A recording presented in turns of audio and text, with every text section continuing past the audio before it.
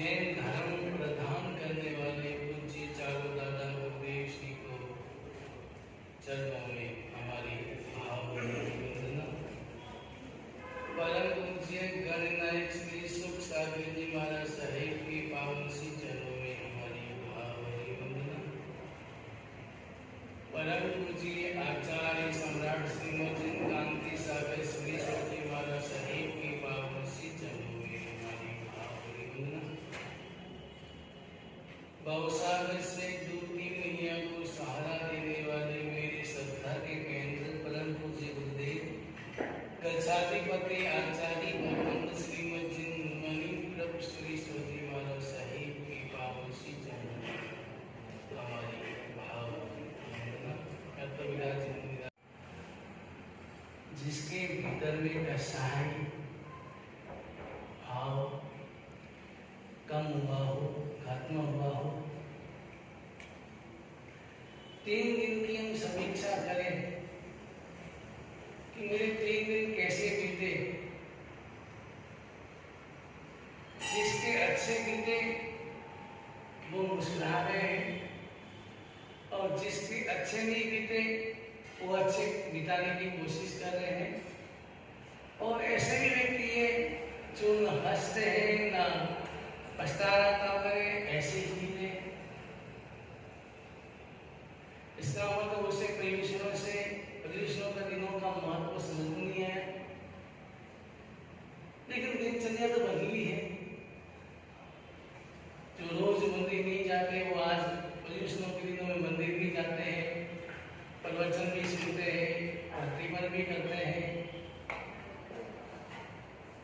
लेकिन इन क्रियाओं के साथ साथ मन में चिंतन करना है। आपको अपना जीवन सफल करना है कि आपके जीवन में सफलता प्राप्त करनी है। आप क्या चाहते हैं? आपके जीवन में आप सफल बनाना चाहते हैं या आपके जीवन में आप सफलता प्राप्त करना चाहते हैं? मेरा जीवन सफल बने या मेरे जीवन में सफलता मिलती रहे, क्या चाहते हैं? जीवन सफल। अगर जीवन सफल की भावना है, वहाँ रामायण है। जहाँ सफलता मिलनी चाहिए वहाँ महाभारत है। दुर्योधन, अर्जुन, ये सब महाभारत में क्यों हुई? उसके मन में एक ही था, मुझे सफलता मिलनी चाहिए, मेरे जीवन में मुझे सफलता मिलनी चाहिए। लेकिन जीवन सफल होना ये नहीं, और इसी कारण महाभारत बनी। तो हमारे जीवन में टटोले, हम अपने जीवन की समीक्षा करें। मैं जीवन सफल बनाने के लिए जी रहा हूं, ये जीवन में सफलता प्राप्त करने के लिए जी रहा हूं।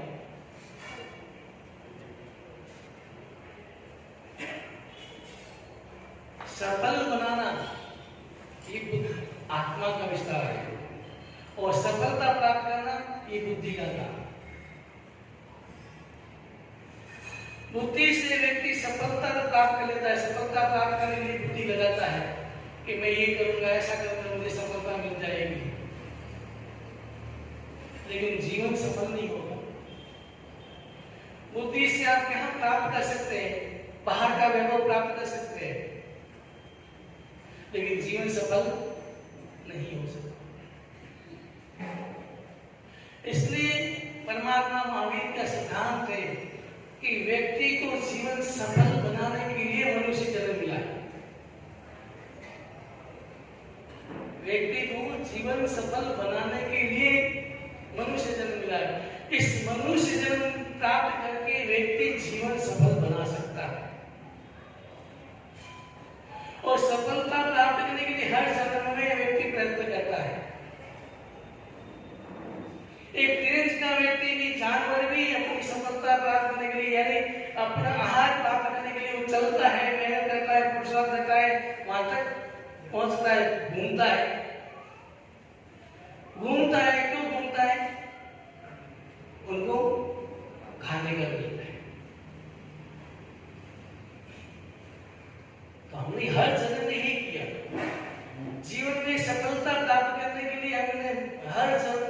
का प्रयोग किया अपनी अपनी सटीकता के अनुसार।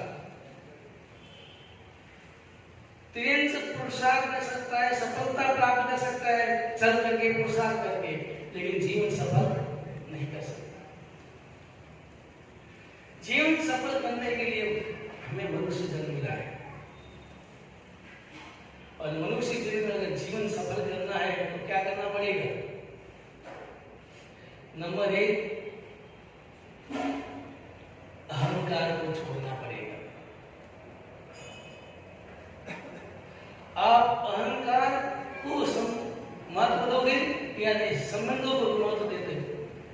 आप अहंकार को महत्व दोगे या संबंधों को महत्व दोगे?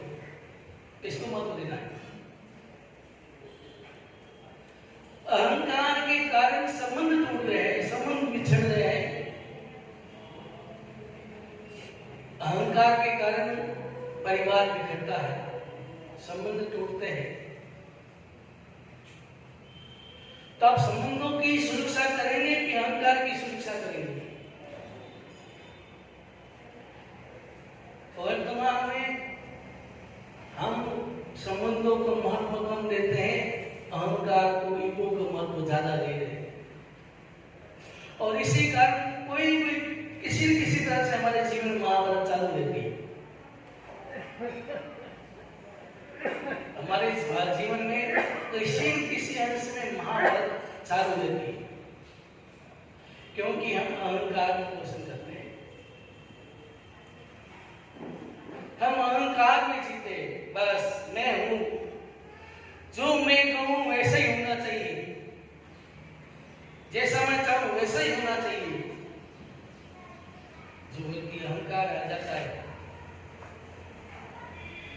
मैंने एक बार बताया था कि विनाश के 3 कार्य होते हैं जीवन में: अहंकार, अधिकार और अहंकार। ये तीनों क्या है?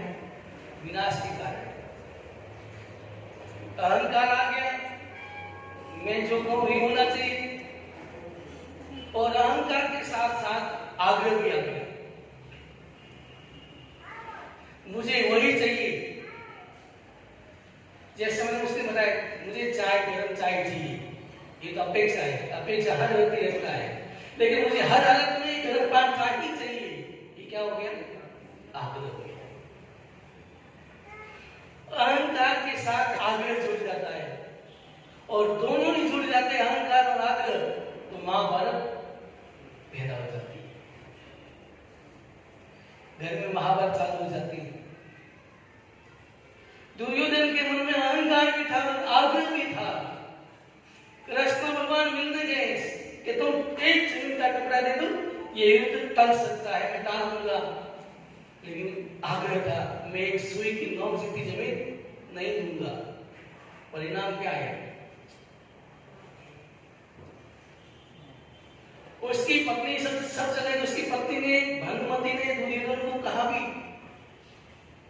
कि तुम अगर युद्ध जीत भी जाओगे तो आपके स्वागत के लिए कलश लेके आने वाली कोई सधवा महिला ही नहीं मिलेगी या नहीं मिलेगी, बचेगी या नहीं बचेगी?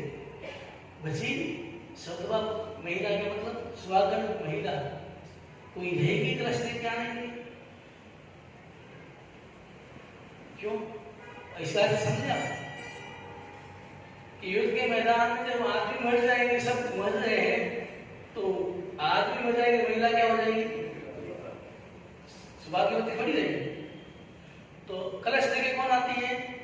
सौभाग्यवती। तो जब कोई रहेगी नहीं सौभाग्यवती महिला, तो कलश लेके कौन आएगी?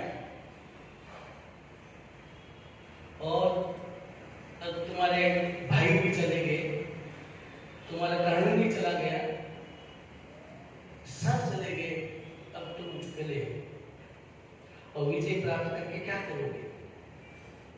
सब विधवा होगी मेरा। तो दुर्योधन के मन में अहंकार था, आग्रह था, इसलिए का तुम भी विधवा होने के लिए तैयार रहना। अपने पति को क्या था, तुम भी विधवा होने के लिए तैयार रहना, लेकिन मैं अहंकार, ये आग्रह नहीं छोड़। परिणाम क्या है? सब जानते हैं। अहंकार और आग्रह का परिणाम देखना है तो महाभारत से प्रेरणा ले।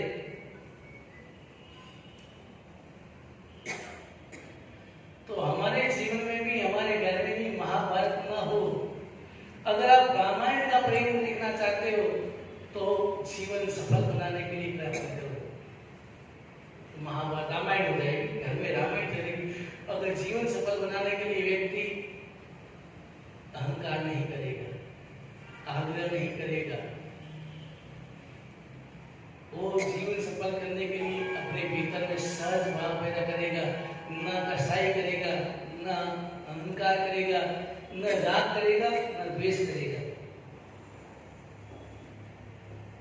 गृहस्थ में परमात्मा ने दो धर्म बताए, गृहस्थ और साधु, सावक और साधु। सावक सवेगा, साधु साधु। अगर गृहस्थ में रहते हो तो भी जीवन सफल बनाने के लिए प्रयत्न करते हो। जीवन को सफल बनाना है। मुझे मनुष्य जन्म मिला है और इस मनुष्य जन्म को मिलने के बाद में क्या मैं जीवन में सफलता प्राप्त करने के लिए भागता रहूंगा? मैं अनादिकाल से सफलता प्राप्त करने के लिए भागा, लेकिन सफलता मिली नहीं। और जिसे आप सफलता मानते हैं वो सफलता हमारी दृष्टि में वो सफलता नहीं है।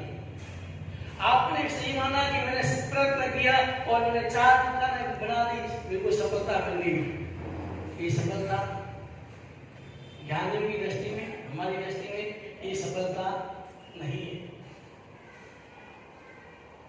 बाहर के लिए जो भी प्राप्त करने के लिए आप भागते हो, सफलता प्राप्त करने के लिए पुरुषार्थ करते हो, लेकिन यह सफलता कहाँ चलेगी, साथ चलेगी? आपने फैक्ट्री कर ली, दुकान बना दी, बंगला बना दिया, सफलता प्राप्त कर ली जीवन में कि मैंने बहुत सफल, मेरा जीवन सफलता प्राप्त कर ली, मैंने सब कुछ प्राप्त कर लिया। अगर ऐसा चिंतन है तो परमात्मा की दृष्टि से वो व्यक्ति जीवन हार जाता है, समाप्त कर देता है। और जीवन सफल बनाने के लिए व्यक्ति अपनी चेतना को महत्व देता है, अपने हृदय को महत्व देता है, अपनी आत्मा को महत्व देता है, और आत्मा को महत्व देके उसके लिए, उसको पोषण करने के लिए, उसको कर्मों से मुक्त करने के लिए व्यक्ति प्रयत्न करता है और जीवन सफल बना लेता है। अब आप वर्तमान में आप अपने आप बारे में सोचें कि मैं जीवन में सफलता प्राप्त करने के लिए भागता हूं या जीवन को सफल बनाने के लिए भागता हूं? जीवन में सफलता प्राप्त करने के लिए पुरुषार्थ करता हूं या जीवन सफल बनाने के लिए पुरुषार्थ करता हूं? आप क्या करते हैं? मेरा जहां तक मैंने 50 में देखा, बड़ौदा वाले जीवन में सफलता प्राप्त करने के लिए भागते हैं, पुरुषार्थ करते हैं। जीवन सफल बनाने के लिए बहुत कम व्यक्ति होते हैं। अब वयुष्ण के दिनों में भी यहाँ भीड़ होनी चाहिए, भर जाना चाहिए, लेकिन यहाँ वयुष्ण के दिनों में सफलता प्राप्त करने के लिए दुकानें खोलेंगे, सफलता मिलेगी, घर मिलेगा, वहां तो पैसे कमाऊंगा, यहाँ के क्या करूंगा, क्या मिलेगा? व्यक्ति यही सोचता है, यहाँ के क्या मिलेगा उनकी? यहाँ तो वही बातें हैं, वही आत्मा की बातें हैं, लेकिन वहां रहूंगा तो पैसे कमाऊंगा, सफलता मिलेगी। और सफलता प्राप्त करने के लिए व्यक्ति भागता है, अपने आप को मन में सोचता है बस मुझे सफलता मिल जाए, कैसे भी करके मेरा जीवन सफलता में सफलता मिलती रहे और मेरा जीवन धनी हो जाए। फिर अपना में औरों में व्यक्ति में अंतर क्या है? हम परमात्मा के अनुयायी हैं, उनमें और दूसरे लोगों में अंतर क्या रहेगा? दूसरे व्यक्तियों को बहुत नहीं, वो सफलता प्राप्त करने को महत्व देते हैं और इसीलिए उस प्रयत्न करते हैं, पुरुषार्थ करते हैं, वो धर्म भी करते हैं, उनका लक्ष्य ये रहता है कि मेरे जीवन में सफलता मिले। और अपन धर्म परमात्मा के अनुयायी धर्म करता है, किस लिए करेगा? मेरा जीवन सफल हो। अंतर है। और अगर हमारे मन में यही है कि मुझे जीवन में सफलता ही मिले, मेरा जीवन सफल हो या नहीं, मेरे जीवन में सफलता मिलती रहे, अगर ऐसे भाव है तो फिर हमारा जीवन जो पुण्य उदय से परमात्मा को जो शासन मिला है, परमात्मा की जो वाणी मिली है, परमात्मा के जो सिद्धांत मिले हैं, वो फिर केवल दिखने में, सुनने में मात्र की सीमित रह जाएगी।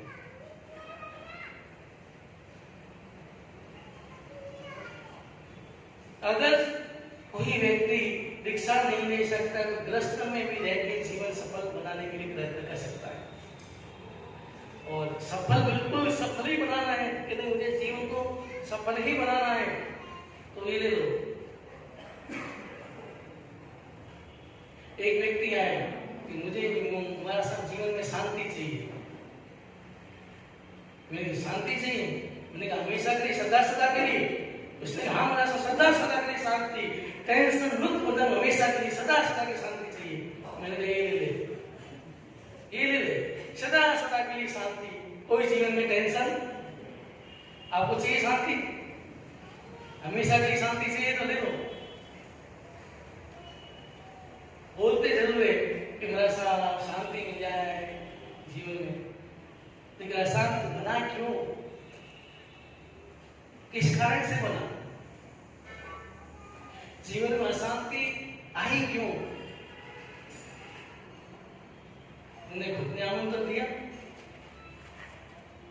तुमने जीवन में सफलता को प्राप्त, जीवन में सफलता मिले वही सोचा, और उसी के लिए तुम दीवाने बन गए और आंख बन के अंधे हो गए, तुम भागते रहे, तो ठोकरे लगेगी, और ठोकरे लगेगी तो अशांति होनी है। जीवन में अशांति नहीं। इस संसार में कोई सुखी नहीं हो सकता।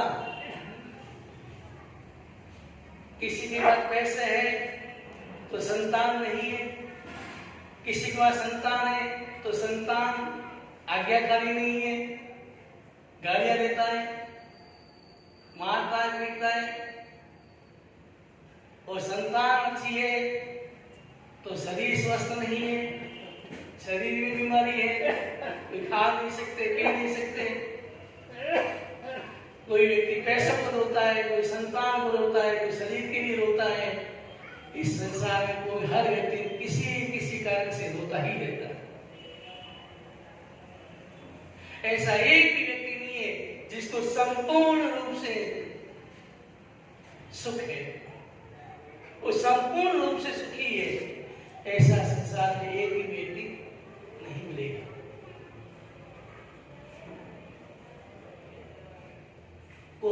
कोई कारण से वो व्यक्ति अशांत रहता है। सब कुछ होने पर भी शरीर भी साथ नहीं देता है, ना खाने का हाथ में, न खा सकता, न पी सकता है। तो अगर संपूर्ण आपको सफल जीवन बनाना है, संपूर्ण रूप से सफल बनाना है, तो सबसे पहला मंत्र है संयम को दिया परमात्मा ने। संयम स्वीकार कर लो, जीवन सफल हो जाएगा। और संयम के बिना जीवन सफल हो ही नहीं सकता। संपूर्ण रूप से जीवन सफल बनाना तो संयम ही स्वीकार करना पड़ा। संयम बिना मुक्ति नहीं, संयम के बिना मुक्ति हो नहीं सकती।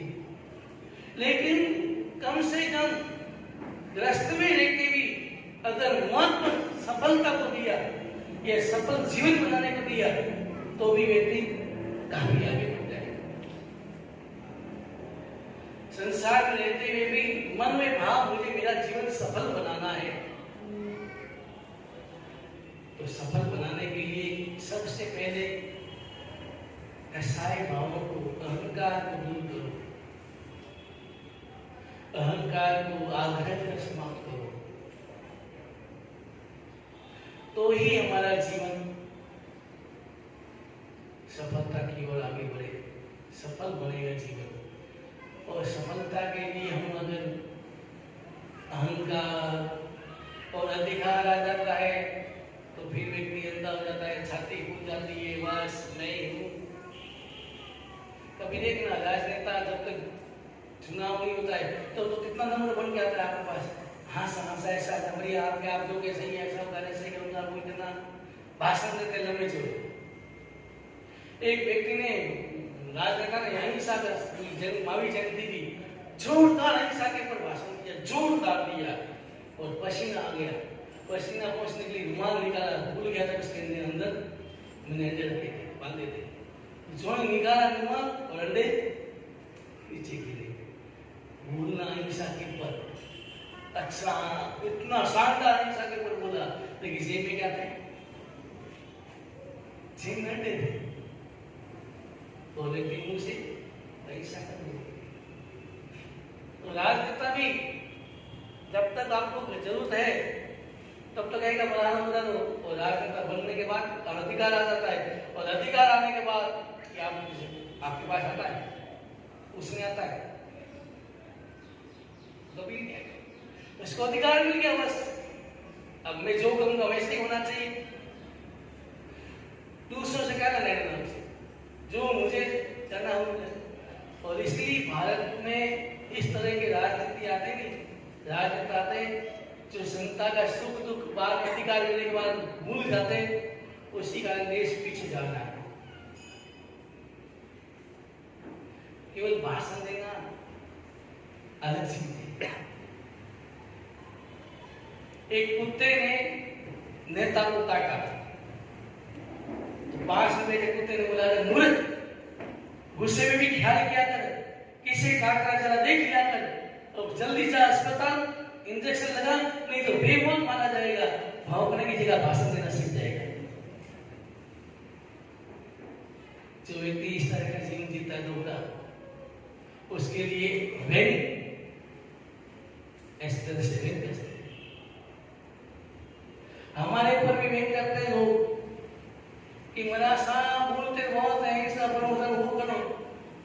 दादा गुरुदेव ने सत विष्णु का त्याग करा के आपको बड़ेरों को जैन बनाया, सत विष्णु का त्याग करा के, और आज की हमारी पीढ़ी उसी के पीछे पास से वापस भाग रही है। मैंने गांव में प्रवचन दिया, उसको कहा मैंने शराब नहीं पीनी चाहिए, तो दो चार लोग खड़े हो गए, महाराज साहब हमारे पास तो पैसे नहीं है, लेकिन जैनों के पास पैसे ज्यादा बढ़ गए इसलिए वो पीते, पहले उसे समझाओ। तो हम क्या कहेंगे, दूसरों को क्या बोलेंगे? हमारी पीढ़ी परमात्मा दादा गुरुदेव ने तो सब वचनों का त्याग करा के आपको जैन बनाया, और आप वापस हमारी पीढ़ी, हमारे लोग अगर सब वचनों की ओर आगे बढ़ रहे हैं, भाग रहे हैं उसके पीछे, तो फिर मां तो क्या? इसलिए कई व्यक्ति कहते हैं गुरुदेव आप गुरुदेव ने इतने जैन बनाए, आप क्यों नहीं बनाते? मैंने कहा मैं जैन हूं, उसको जैन बनाए रखूंगा तो भी बहुत बड़ी बात हो जाएगी। जैनों को जैन बनाए रखूंगा तुम्हारी वही बहुत बड़ी बात होगी, नए जैन बनाने की बात करूंगा, तो जैन है वही जैन है जाने बहुत है। लेकिन हमारी स्थिति बिगड़ रही, दिनों दिन बिगड़ रही है, हमारा खान पान बिगड़ रहा है, हम वैष्णव की ओर आगे बढ़ रहे हैं। मैंने उस दिन गुटके के बारे में बताया था, गुटखा खाता है वही समझ लो शाकाहारी नहीं है, उसमें भी चिपकली का पाउडर मिलाया जाता है, लेकिन सब जानते हैं, सुनते हैं, समझते हैं, फिर भी छोड़ते नहीं।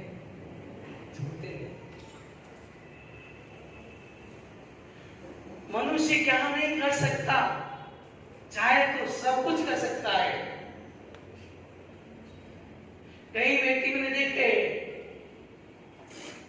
वो हर हालत में किसी तरह से जब संकल्प कर लिया मुझे छोड़ना है तो छोड़ना है, संकल्प कर लिया।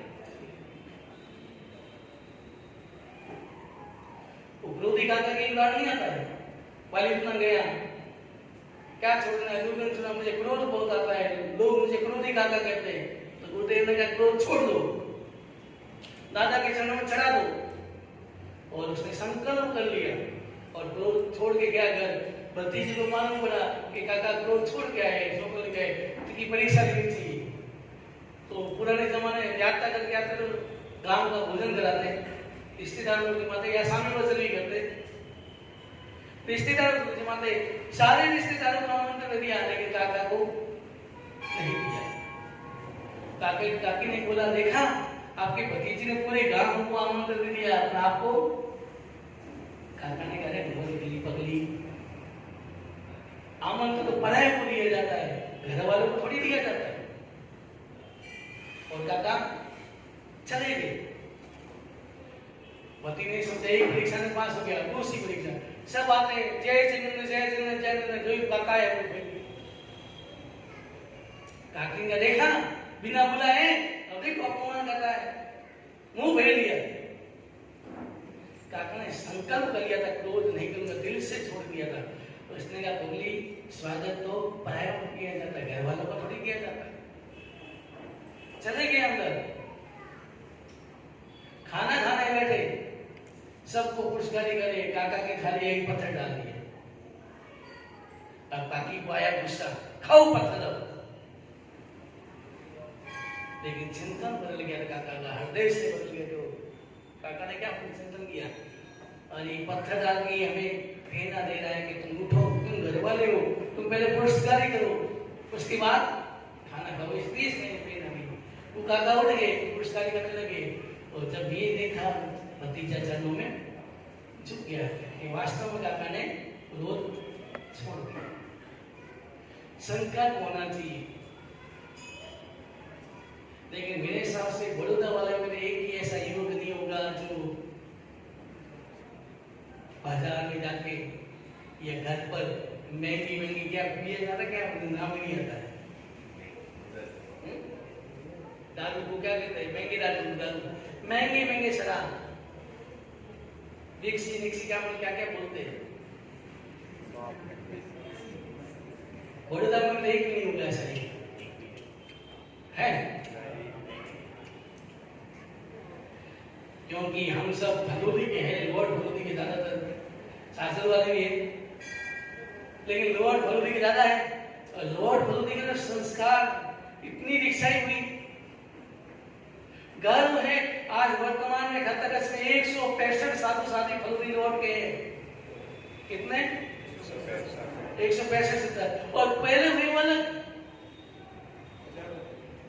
सुख सागर जी महाराज साहब का समुदाय चला, वो भदोही के थे। और उन्होंने समस्या पोषण किया, वैराग्य आ गया, घर नहीं गए, पाचन कोई दीक्षा ली। तो हमारे भदोही के संस्कार है, बड़ेरों के संस्कार है। इस कारण से मुझे विश्वास है कि बड़ौदे वाले, कि भदोही रोड वाले कभी भी सत्य वैष्णव के पीछे नहीं भागे, जीवन में कोई व्यसन नहीं करे।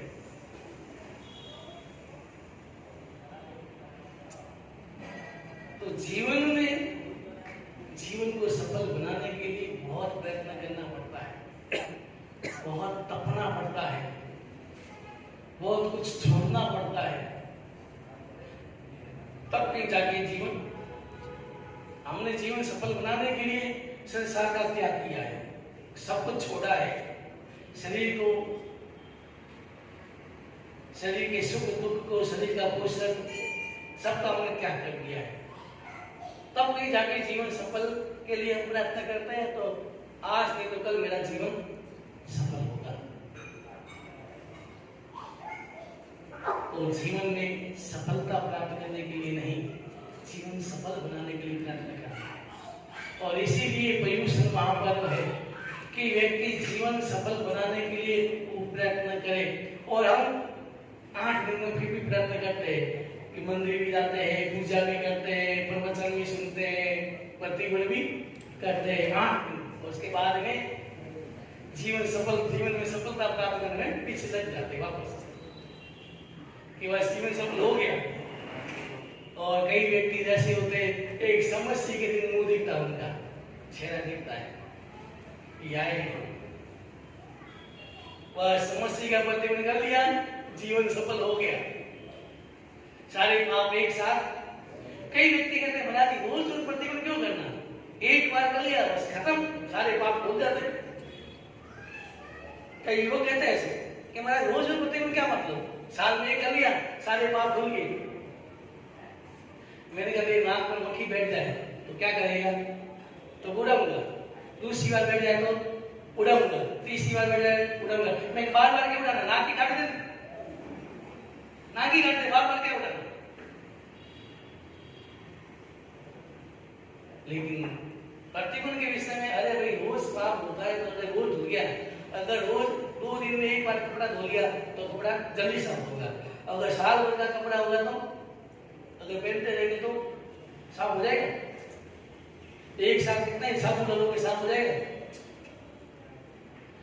रोज सफाई करते रहेंगे, प्रतिगुण जो पाप की रोज आलोचना करते रहेंगे तो पाप पर चढ़ेंगे नहीं।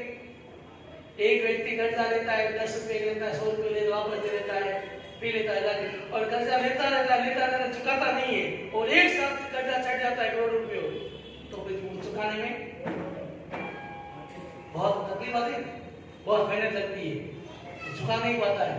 वैसे ही पाप की है, पाप अगर रोज चढ़ाते रहे और साथ में एक बार हम सोचते चुका देंगे तो संभव नहीं होता।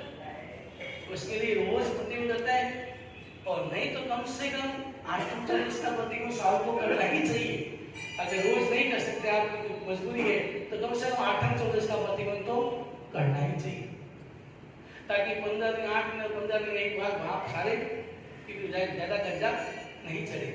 लेकिन हमारे पास समय नहीं, और हम हमारे यहाँ क्या मालूम कि थोड़ा सा अगर पढ़ा लिखा व्यक्ति हो जाए, डॉक्टर को बड़ा आदमी हो जाए, तो साधु को हाथ जोड़ने भी शर्म आती है, हाथ जोड़ने भी शर्म आती है। हम धर्म छोड़ देते हैं, मंदिर जाने की शर्म आती है, सब कुछ छोड़ देते हैं। और एक मुसलमान राष्ट्रपति बन जाएगा तो ये अपना धर्म नहीं छोड़ेगा, वो नमाज के समय नमाज पढ़ेगा ही पढ़ेगा, पर कितना ही आदमी बड़ा हो जाओ। और कहीं पर भी कैसी भी स्थिति हो, अगर रेल में जा रहा है 3 दिन का है तो रेल में भी वो अपनी नमाज पढ़ लेगा, धर्म नहीं छोड़ना। और अपने यहाँ तो थोड़ा कुछ पढ़ लिया या थोड़ा बहुत पैसे कमा के बड़ा आदमी बन गया, तो साधुओं के पास जाते शर्म आएगी, हाथ जोड़ते शर्म आएगी, मंदिर जाते शर्म आएगी, बस मन में आ जाता मैंने जीवन में सफलता प्राप्त कर ली, अब कोई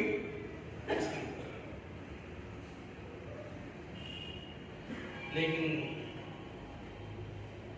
पुराना इतिहास पढ़े, एक जैन मंत्री था और युद्ध करने के लिए युद्ध करने के लिए क्या कहना, रानी ने भेजा, रानी का खास मौका था, युद्ध करने गया, उसको आगे मन बनाया रानी ने, युद्ध मैदान में उसने प्रतिगुण देना शुरू कर दिया, एक इंडिया वेद दिया बोलना, प्रतिगुण शुरू कर दिया। तो रूस से सैनिक ने सोचा कि कैसा रानी ने आगे मन बनाया कि ये तो कीड़ी मुकड़ी को पाप मारने में पाप समझता है, तो कैसे युद्ध करेगा। प्रतिगुण करना मेरा धर्म है, युद्ध करना मेरा कर्तव्य है। प्रतिगुण करना मेरा धर्म है और युद्ध करना मेरा कर्तव्य है। संसार का पालन करना मेरा कर्तव्य है, लेकिन धर्म करना मेरा धर्म क्या होगा, धर्म क्या है, कर्तव्य क्या होगा। धर्म क्या है, आत्मा का पोषण करना मेरा धर्म है और संसार का पोषण करना मेरा कर्तव्य है। ये वेद समझना है, आत्मा का पोषण करना मेरा धर्म है, संसार का पोषण करना मेरा कर्तव्य है। और हम क्या कर रहे हैं, संसार का कर्तव्य पालन करने के लिए उसको धर्म मान लिया और धर्म करने के लिए कर्तव्य मान लिया।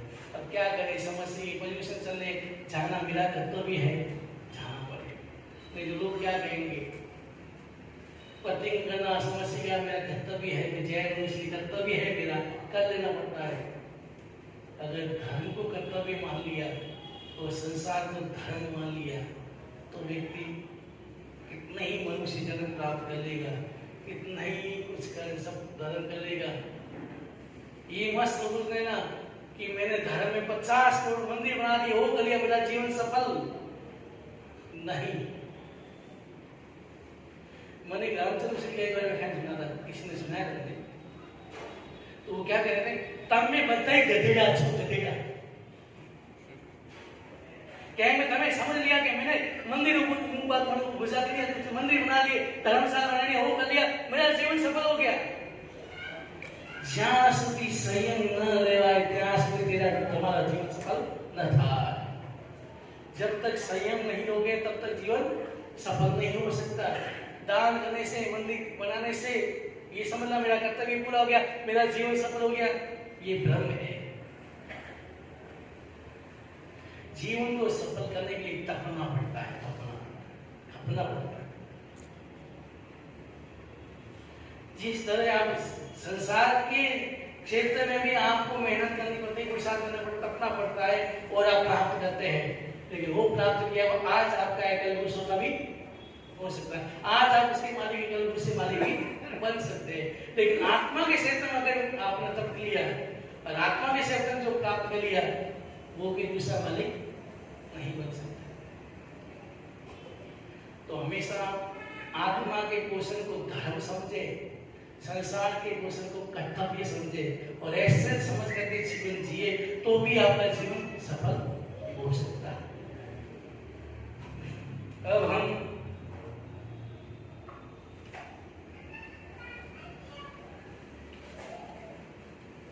कल हमने कल्प सूत्र में प्रवेश किया था और कल्प सूत्र में का हमने मंगलाचरण किया था नौकार महामंत्र से।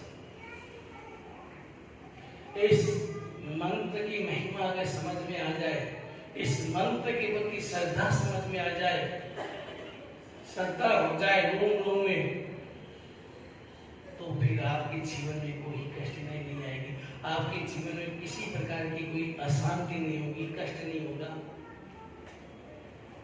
एक उदाहरण देखें, एक सेठ चोरों की नगरी में, चोरों के गांव में सब चोरी रहते थे, वहां सबके पास लिया छोटी मोटी दुकान कर ली।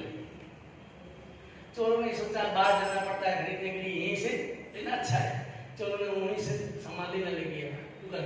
धीरे धीरे सेठ की दुकान बड़ी हो गई और धीरे धीरे अच्छे पैसे कमा लिए। सेठ ने अच्छा मकान भी बना लिया उसी गांव में और पैसे अच्छे कमा लिए। और जो ही चोरों को पता चला, लेकिन चोरों को मालूम पड़ा कि सेठ ने के पास पैसे खूब कमा लिए इसने, तो चलो आज उसके वही चोरी कर देना है। 5 चोर रात के समय में, शाम के समय में चोरी करने के लिए, और सेठ का नियम था कि शाम के समय दुकान बंद करके सामाई करना और नौकार मंत्र का जाप करना, दिल्ली का नियम था। जो चोर आए उस समय से सामाई में था और नौकार मंत्र का जाप चल रहा था। वो नौकार मंत्र जोर से बोलता था, हमेशा जोर से जाप करता था। अब कहते हैं नमो वाली सामने जाप करते वैसे ही करता। चोर आए, उसने ऐसे तेजोरी की चाबी दे।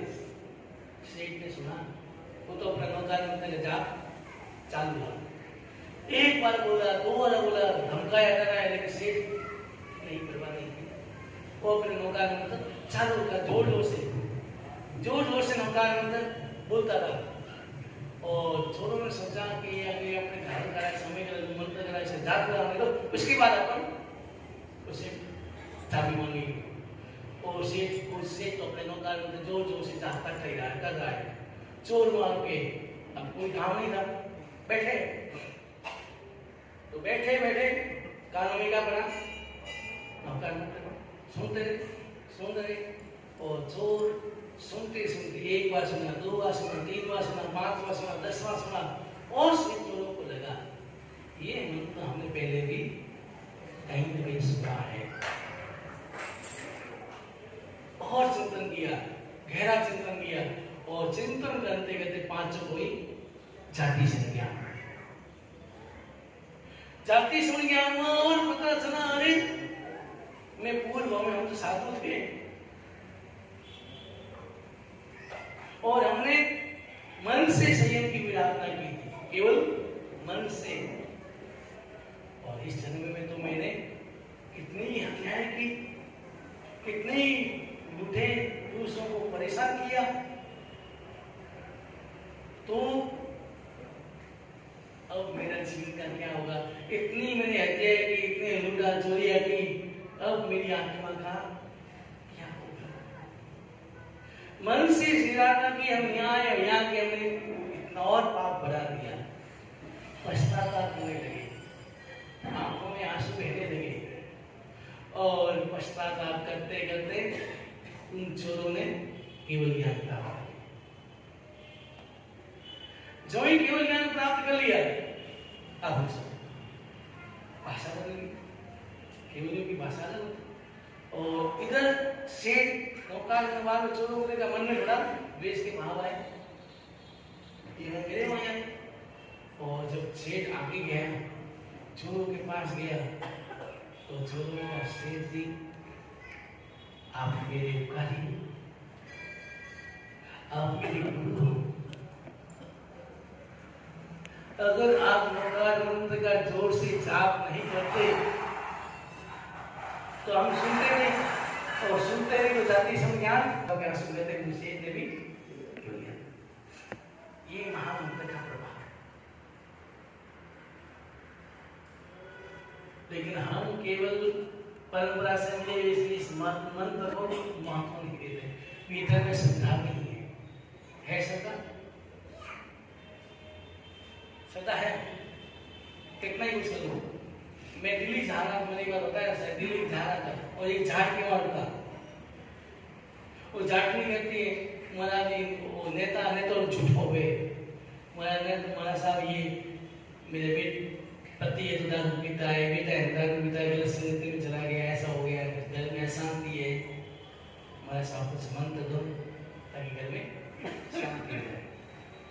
और हमारे पास मंत्र कौन सा है? हम कौन सा मंत्र दें? मैंने नौकरी घर में रुका और मेरा साहब चमत्कार हो गया, आपने जो मंत्र दिया उसका चमत्कार हो गया, मेरे घर में शांति हो गई, मेरा बेटा भी बदल गया, पति भी बदल गया, आज सब कुछ शांति हो गई, हर दृष्टि से शांति हो गई। ये क्या चमत्कार कैसे हुआ? श्रद्धा से। मैंने एक उदाहरण दिया था, एक दीपक तेल से बना हुआ है, व्यक्ति माचिस लेके जलाने के लिए तैयार है, लेकिन दीपक में बाती नहीं होगी तो दीपक जलेगा नहीं, चल सकता। बिना श्रद्धा कितने ही क्रिया कर लो, कितना ही जाप कर लो, अगर श्रद्धा नहीं है तो उसका परिणाम शून्य। लेकिन परमात्मा महावीर केवल ज्ञान प्राप्त कर लिया और गौशाला जो परमात्मा के एक समय तो शिष्य बन के घूमता था पीछे, लेकिन बाद में अपने आप को ही तीर्थंकर मान लिया, तीर्थंकर तो मैं ही हूं, अहंकार आ गया। और थोड़ी बहुत विद्या प्राप्त भगवान से जाने की विद्या, उसने भगवान से जाने की विद्या प्राप्त कर ली और अहंकार आ गया, मैं ही हूं। और एक बार परमात्मा जिस नगर में थे उस नगर में वो पहुंच गया और उन साधु का तेरे भगवान को बोल देना कि अपने आप को हम तीर्थंकर मत नहीं करे, तीर्थंकर तो मैं हूं। भगवान महावीर को वहां पड़ा, भगवान ने सब साधुओं को कह दिया इससे कोई बात नहीं करे। और तो भी वो आया, इधर उधर बातें बोलने लगी, तो भगवान के महावीर को बोलने लगे, लेकिन परमात्मा ने कोई जवाब नहीं किया, मौन रहे। और बहुत सारे को अहंकार का गुस्सा आया और भगवान के ऊपर कई जगह से जो शिष्य थे वो लोग भस्म हो गए, जो आगे थे वो शिष्य भस्म हो गए, लेकिन भगवान को तो 3 प्रश्न दे करके वापस उसी पर गई और उसी को भस्म कर दिया। आप कभी देखना कि अभी बंद मकान होता नहीं, जो हम आवाज देंगे वैसी वापस टकरा की आवाज आती, वैसे ही हम सोचना कि मैं दूसरों को जैसा बोलता हूँ, जो करता हूँ, व्यवहार जैसा मेरा होगा, वापस मुझे वही व्यवहार परिणाम मुझे मिलेगा।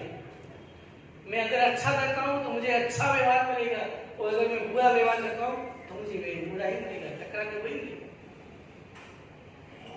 अहंकार का परिणाम उसको भस्म हो गई और भगवान को उस गर्मी के कारण दस्ते लगी। तो इस कारण से केवल ज्ञान होने के बाद भी भगवान को एक विसर्ग सहन करना पड़ा। ये पहला विसर्ग गया।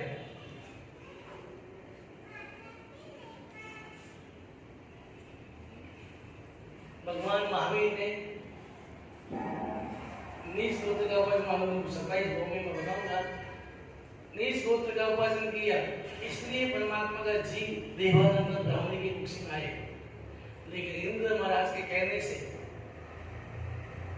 वर्णन में लंबा बात बताऊंगा, इंद्र महाराज के कहने से हिरण्यकशिपु देव को भेजा और कि भाई परमात्मा का जीव, तीर्थंकर का जीव नीच गोत्र में जन्म नहीं होता, क्षत्रिय कुल में होता है, क्षत्रिय कुल में होना चाहिए। तो इसलिए हिरण्यकशिपु देव कह के देवानंद का जीव तीसरा रानी की कुक्षी में स्थापित किया। तीसरा रानी का जीव देवानंद की कुक्षी में स्थापित किया। लेकिन ऐसा कभी होता नहीं है, ये हुआ।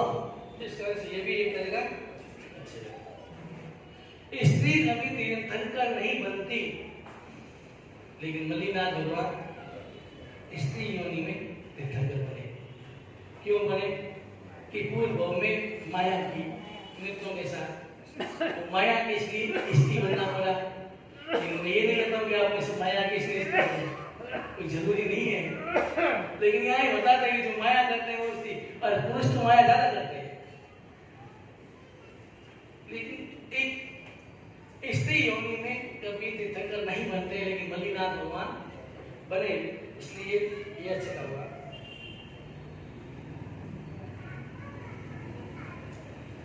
कभी तीर्थंकर की देशना कभी सफल नहीं होती, असफल नहीं होती, लेकिन भगवान महावीर की पहली देशना निष्फल गई।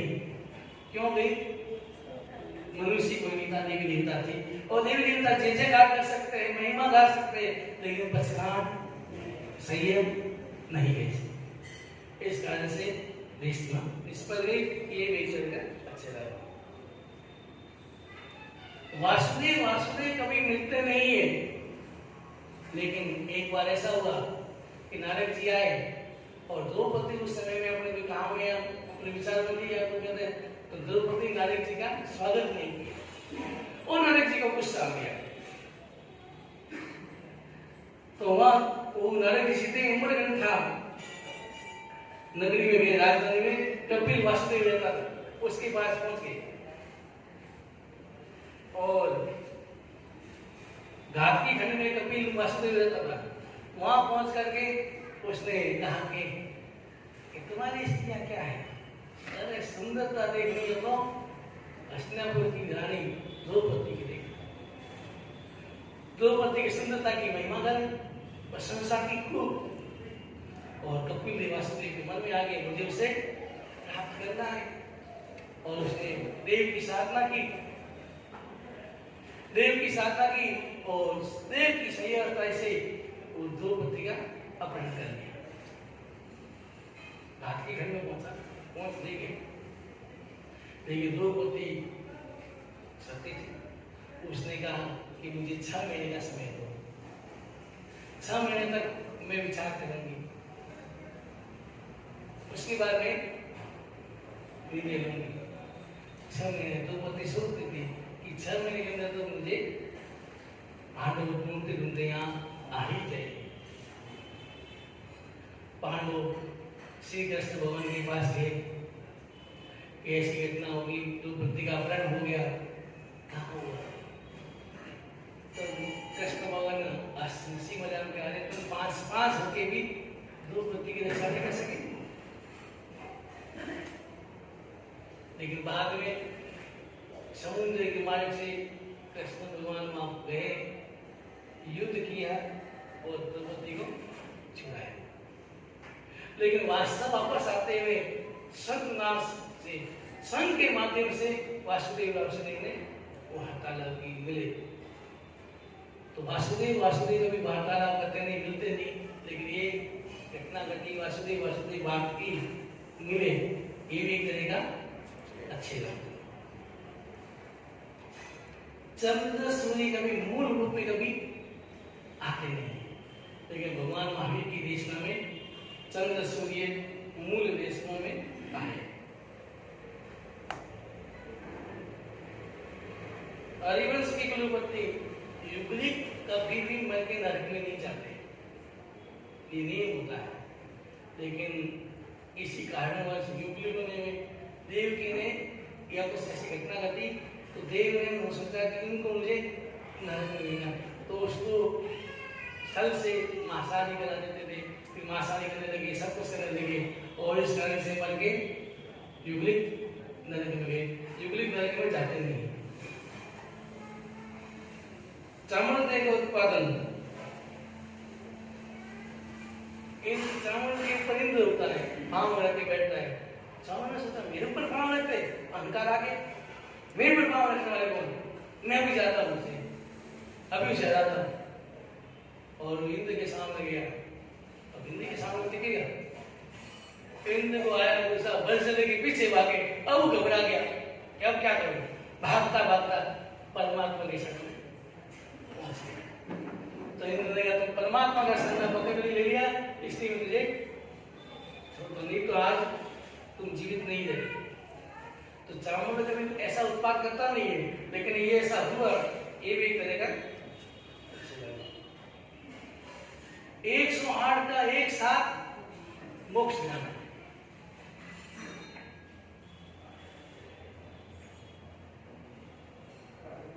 पुत्र और भरत के 9 पुत्र, इस तरह से 108 का एक साथ मोक्ष जाना, ये भी तरह का अच्छा लगा। असंयमी की पूजा, सुविधिनाथ के बाद में लंबे समय तक असंगी चली। साधु साधियों की कोई महत्व नहीं था, कोई धर्म का महत्व नहीं है, धीरे धीरे खत्म हो गया था। लंबे समय तक चला, कभी इतना लंबा समय कभी ऐसा चलता नहीं है। लेकिन सुविधिनाथ भगवान के बाद में लंबे समय तक असंगी काल चला, इसलिए ये भी करेगा अच्छे हुआ। इस तरह से 10 अक्षरे हुए। अब हम भगवान के भोग के बारे में सुने।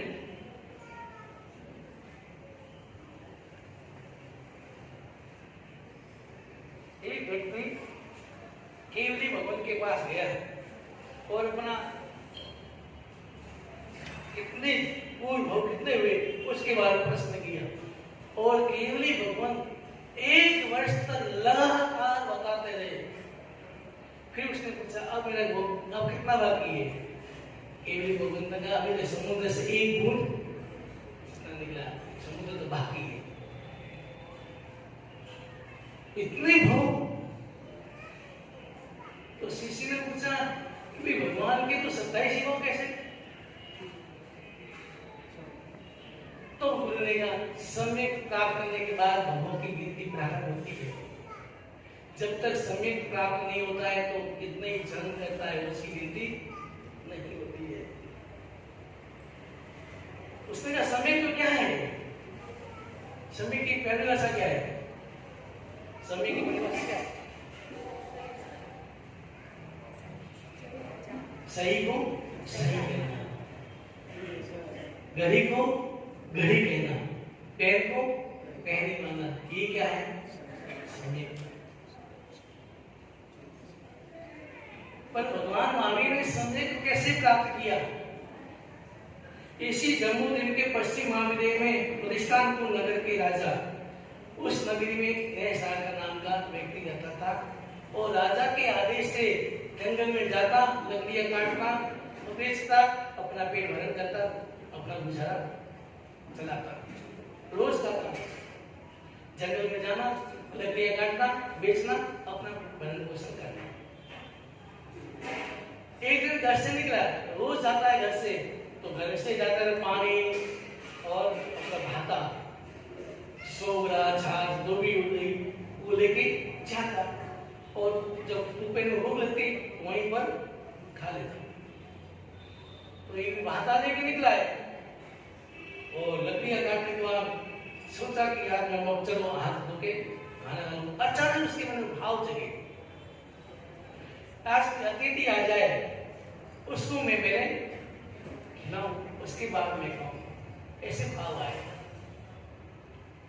तो ऊपर पेड़ के ऊपर चढ़ के देखा कोई आ रहा है क्या नहीं आ रहा, ठीक देखा कोई मनुष्य दिख रहा है क्या, तो पेड़ के ऊपर देखा कि दो साधु उधर से आ रहे। वो साधु रास्ता भटक गए और इस तरह से गहरे जंगल में पहुंच गए। साधु को देखा, व्यक्ति को देखा, अब वो साधु अभी समझता नहीं था, लेकिन उठ रहा पेड़ से और गया, पढ़ा लो हाथ जोड़े। और उसने जो साधुओं के चेहरे को देखा, आंखें देखी, क्या इसका चेहरे का तेज है, ये आंखों की निर्मलता है, और लगता है कि तपस्या के कारण अपना शरीर भी कमजोर किया, सुखा दिया, इतना तेज। व्यक्ति शरीर से कमजोर होता है वो कमजोर नहीं माना जाता है, लेकिन जो व्यक्ति मन से कमजोर हो जाता है वो व्यक्ति कमजोर। व्यक्ति मन से कमजोर हार गया, मेरा शरीर साथ नहीं देता है, मुझे कुछ होता नहीं है, उपवास होता नहीं, एकादशी होता नहीं, शरीर से हार गया, मन से हार गया तो कभी कुछ नहीं कर पाएगा। और उस व्यक्ति मन से नहीं आता, शरीर बड़ी कमजोर है लेकिन मन मजबूत है। कई व्यक्ति ऐसे होते हैं, शरीर पतला है लेकिन तपस्या। शास्त्रों में आप मोहन जी को देखा, मोहन जी का शरीर एकदम पतला था लेकिन तपस्वी कितने थे, मन कितना मजबूत था, मनोबल कितना मजबूत था। कभी जीवन में तपस्या नहीं की, कभी खुले नहीं खाए। हमारे मोक्ष महाराज जी अपने जीवन में लगभग मेरे देखते 40 साल से कभी खुला नहीं खाए, हो एकादशी नहीं करते, 40 साल से एकादशी करते थे। लेकिन अभी पाप हो गया, वेदी ग्रंथ हो गया, उनकी आंखों की रोशनी चली गई, 86 साल की उम्र है, रोशनी चली गई, तो भी समता नहीं होती है, कोई राहत देश नहीं, कोई वेदना नहीं, दुख नहीं, कोई शरीर को लेकर नहीं, शरीर अपना काम करता है, घर का बड़ा समझे क्या करना, देख के अब अपने आत्मा में साधना मस्त है, कभी चिल्लाना, रोना धोना ऐसा कभी नहीं। तो व्यक्ति अगर शरीर से कमजोर हो जाए तो चलता है, लेकिन जो मन से कमजोर हो गया तो कुछ नहीं कर पाता। और हम ज्यादा मन से हारे हुए, मन से कमजोर है, मैं उपवास हुए नहीं, हुए नहीं, ऐसा हो नहीं, क्यों नहीं बता? मन मजबूत है तो सब कुछ कर सकते।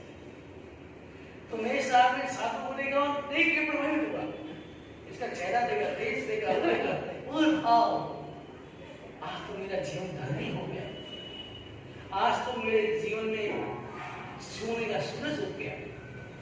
आज मुझे ऐसे अतिथि में और अतिथि प्रहार ने कहा कि आहार ग्रहण करो। साधु ने सोचा निर्दोष आहार है, बिना निमित्त आहार है, वो अपने लिए लाया है, बिना निमित्त आहार है, और साधु ने अपना बात पर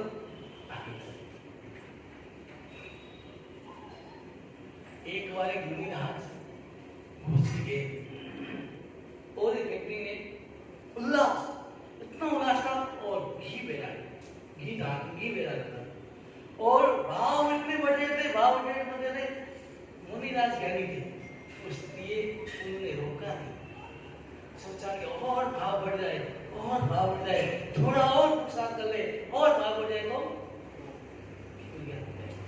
इसलिए मुनिराज ने कहीं बैठाता गया, पात्र भर गया, घी नीचे गिरने लगा, तो भी मुनिराज ने रोका नहीं, सोचा और से जाए, बस थोड़ा और चढ़ जाए, बस एकदम पहुंच गया, केवल एक सीधी बाकी थी, मंजिल मिल सकती थी, और सावक भाव टूट गए। गुरु महाराज ने कहा, साधु जी गिर मत। सावक ने कहा, मैं कहा गिरा हूं, घी दिख रहा है। बस गुरु महाराज ने सोचा कि अगर थोड़ा और चढ़ जाता तो केवल यार घी मैं अकेला हूं, कैसे खाऊंगा, खा लूंगा, दस्त लगी कोई बात नहीं, लेकिन एक आत्मा को केवल ज्ञान हो जाए, मैं निमित्त बन जाऊं। लेकिन गिर गए, तो नए साल में ऐसे भाव उल्लास जगे और उल्लास भाव से हर्ष के आंसू आते हुए नाचते हृदय से उसने साधु को आहार गिराया और समीप का दीपक जल गया। भीतर में समीप का प्रकाश मिल गया। जीवन में उसने से अनुभव किया, आज जैसा मुझे आनंद, आज जैसी खुशी मैंने जिंदगी में कभी नहीं अनुभव की। आज जो आनंद मिला, जो मुझे खुशी मिली, साधु को आहार गिराया और कभी कभी मैं विचार करता हूँ, आप मुझे भावों से बहराओ और फिर कोई आपकी तंत्र की आत्मा हो और फिर जब आपका जीवन लिखे तो भी बड़ौदा में मनीष कुशाली महाशय गुनगुने आहार बहराया और मेरा नाम क्या है। तो कभी ऐसे ही भावों से बहराओ, भले आप दुखी रोटी बहराओ लेकिन भाव से बहराओ। और बड़ा मसीला बहराओ अगर भाव नहीं है तो कोई लाभ नहीं। भावों से आग बहराओ। लेकिन आजकल भाव का है, जाते हैं बम्बई जैसे में खुद अखबार पढ़ते रहेंगे, ए महाराज महाराज आए गोची बहरा देना, वो भी महाराज में भी बहरा देना, कोई भाव नहीं। ये नहीं सोचते कि वो बहराएंगे तो उसको लाभ और मैं बहराऊंगा तो मुझे लाभ। ऐसा नहीं है मेरे पैसों से बहरा बनाएंगे, मेरे पैसे मालिक तो नहीं हूँ, भले कोई बहराए, ऐसा नहीं होता है। आध्यात्मिक क्षेत्र में ऐसा नहीं है कि भले मालिक आप हो लेकिन मेरा लाभ लेने वाला कोई दूसरा हो तो लाभ उसी को मिलेगा। तो ऐसे भाव जगाए और भावों से आहार में हमारा गुरु भगवंत बता रहे। और हमेशा सावक का नियम होता है कि सावक आहार करने से पहले भावना भावे कोई मुनिराज आ जाए और पहले मुझसे बहराओ और फिर आहार करते करो। ये सावक का नियम है। लेकिन आपका नियम कहाँ है? आपके गांव में साधु आए, मालूम है साधु आए हुए तो हर घर में कुछ नहीं होनी चाहिए, ताकि साधु को निमित्त का हाथ दोष नहीं लगे, हर घर में होना चाहिए तैयार। लेकिन आप तैयार करते हैं, भावना पाते हैं। अब आजकल क्या है, गैस ऐसा आ गया, दो व्यक्ति आए, गैस जलाया, दो उल्टी गरम गरम कराई खिलाई, बाकी आते हैं फ्रीज में डाल दिया। फिर कोई आया, दो उल्टी बनाई खिला दी, टिफिन खाली। और हमारे वहां तो देखते टिप्पण भर के रोटियां भर के रहती, टिप्पण भर के रहते थे, उसको कटादान कहते हैं, टिप्पण कहते हैं, भर के रहते थे। तो आजकल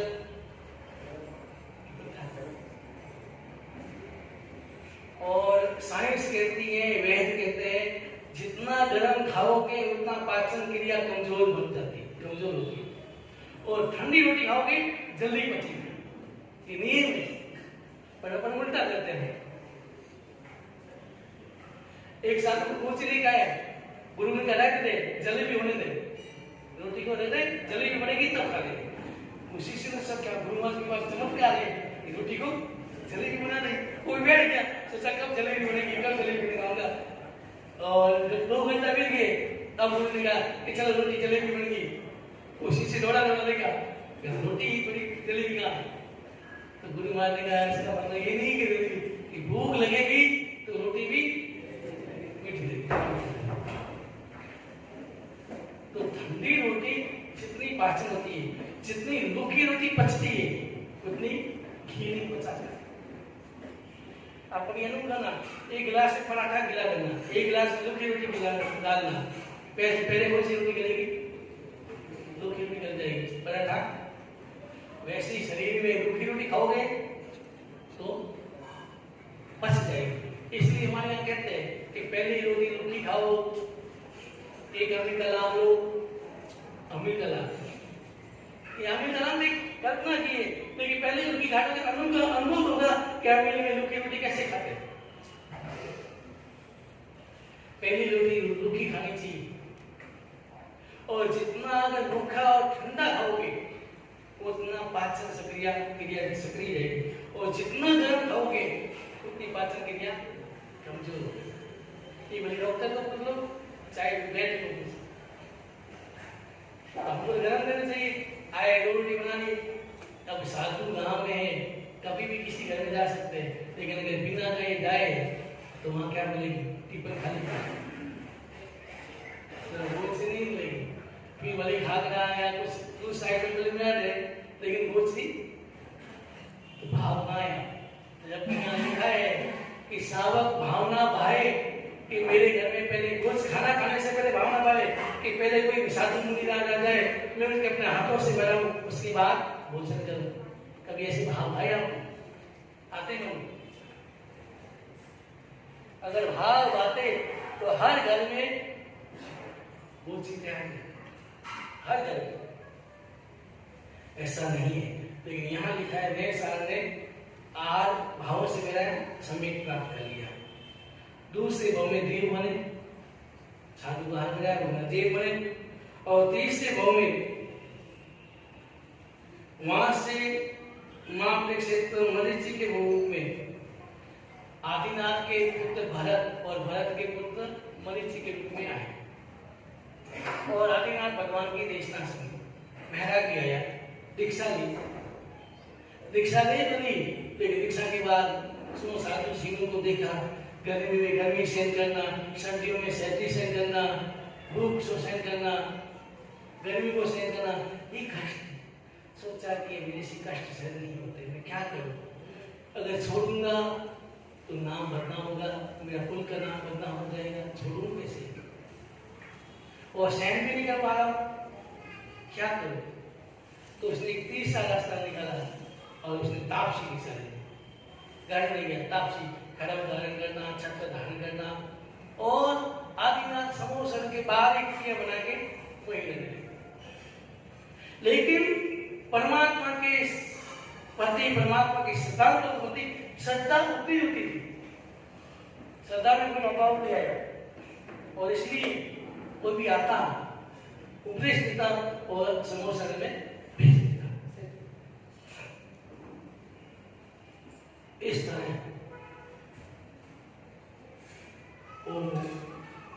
कोई आता देश का उपदेश देता, समोसन में भेज देता, अपना शिष्य नहीं बना। लेकिन एक दिन अब सोचा कि थोड़ी तकलीफ हुई है, शरीर तो शिष्य नहीं होगा मेरी शिष्य। तो एक कपिल राजकुमार आए, उपदेश दिया, और एक बार तो समोसन में भेज दिया। वहां गया, वहां का वातावरण देखा, तो कपिल के मन में यहाँ तो कोई धर्म नहीं है। यहाँ तो देखो, यहाँ भी सोने के गुंगरे हीरे मोने मोने यहाँ देवी देवता, यहाँ तो आनंद बने, यहाँ धर्म नहीं है। धर्म तो मरीचि के पास है। वो वापस आया, मरीचि के मन में स्वार्थ आ, और स्वार्थ के कारण उन्होंने मौन सुकृति दे दी, उस सुख परमुना की, और इस कारण से करोड़ों भोग बढ़ा। और उसके बाद एक बार भरत महाराजा ने परमात्मा से पूछा कि अब क्या यहाँ समूह शरण में कोई तीर्थंकर की आत्मा है? तब आदिनाथ परमात्मा ने कहा समूह शरण में तो नहीं है, लेकिन समूह शरण के बाहर जो मरीचि है, मरीचि की आत्मा है, तो वासुदेव भी बनेगी, चक्रवर्ती भी बनेगी, और इसी 24वें मावी नाम के तीर्थंकर बने। स्वामी भरत महाराज ने सुना, भरत महाराज पहले कभी उसके पास नहीं जाते, मरीचि के पास कभी नहीं गए, कभी हाथ नहीं जोड़ा, क्योंकि भरत महाराज को तो परमात्मा के प्रति श्रद्धा, कभी हाथ नहीं जोड़ा।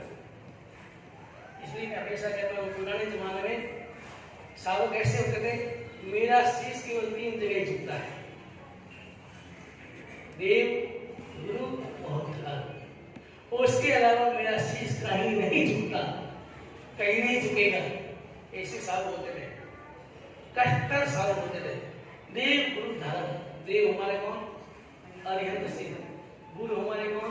आचार्य वाले साधु जो पंचमहाभूत का बना, और धर्म कौन? परमात्मा। उसके अलावा कहीं मेरा शीश नहीं झुकता। लेकिन अभी वर्तमान में क्या? अरे छोड़ो, हम साधु बैठे हैं अभी, और अगर अभी वसंत गुरु जी आ जाए और पास में कोई कार्यक्रम करे, यहाँ कोई आएगा? अरे बहुत लोग वहीं जाते रहेंगे। क्यों? कि वहाँ कोई साधना है, कोई सिद्धि मिलेगी, कोई वैसा चमत्कार होगा, इसलिए वहाँ सब चले गए। और शुद्ध साधु साधु बैठे गए। लेकिन पहले जमाने में नहीं, कुछ भी हो, देव गुरु धर्म के अलावा मेरा शीश नहीं झुकता। तो यहाँ भरत महाराज कभी हाथ नहीं तोड़े, लेकिन जो ये सुना कि आत्मा तीर्थंकर की है, वसुदेव चक्रवर्ती को मात्र नहीं दिया, ये आत्मा तीर्थंकर की है, तो इसलिए वो गए और महर्षि को वंदन किया, हाथ जोड़े और इनका धन्य है तुम्हारी आत्मा, तेरी आत्मा वासुदेव चक्रवर्ती, वासुदेव बनेगी, चक्रवर्ती बनेगी और अंदर बनेगी। भरत महाराज ने सहज में कहा, लेकिन जो ही मरीचि ने सुना और मन में आनंद आ गया, वाह मेरे पिताजी चक्रवर्ती, मेरे दादाजी तीर्थंकर, और मैं वासुदेव भी बनूंगा, चक्रवर्ती भी बनूंगा और तीर्थंकर भी बनूंगा। और अहंकार आ गया, अहंकार कुल मत आपकी मत मत करना, मैं जैन हूँ, मैं औचुल है, ये बाकी नहीं समझने के नहीं, कभी अहंकार नहीं करना। और मरीचि ने अहंकार किया और छत्र लेके खड़ग धारण करके नाचने लगा, और नाचते नाचते कुल का मद करते करते, अहंकार करते करते नीचे कुल का।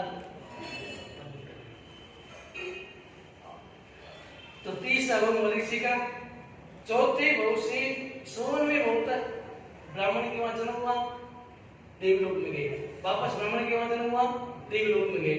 इस तरह से 4 भव से 16वें भव तक ऐसे ही क्रम चलता है।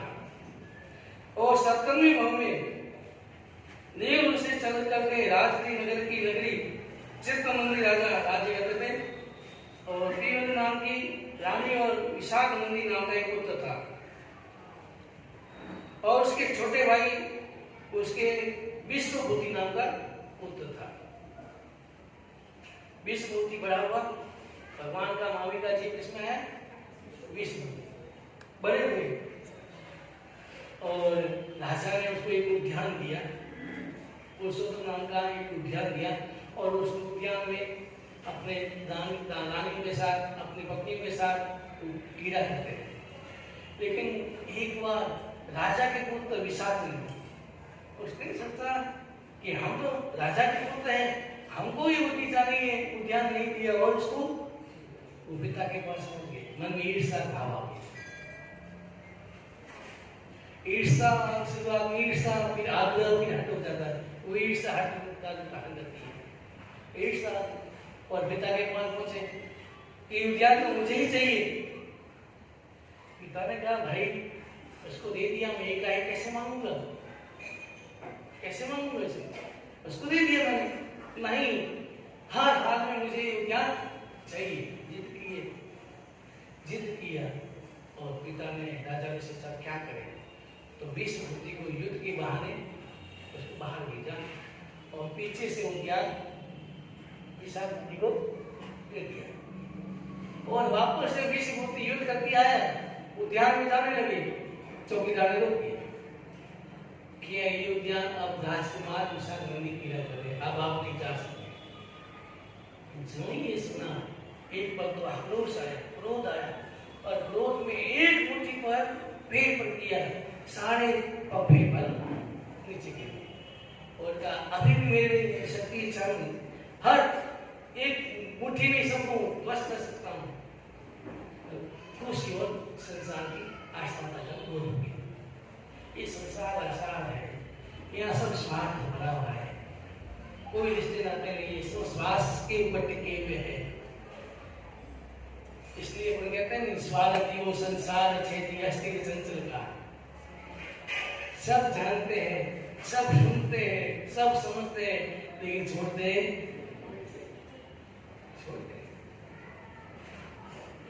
संसार सा का आसानता का बोध हुआ, और मन में आ गया संसार, और निकल पड़े, संयम स्वीकार कर लिया, और संयम स्वीकार करके खूब तपस्या मास किए, वो शरीर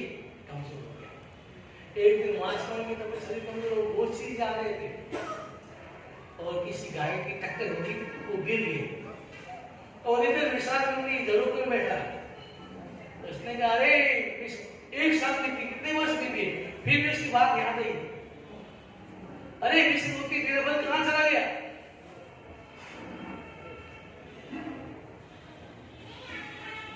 हम भी यही करते हैं, अच्छी बात ग्रहण नहीं करते।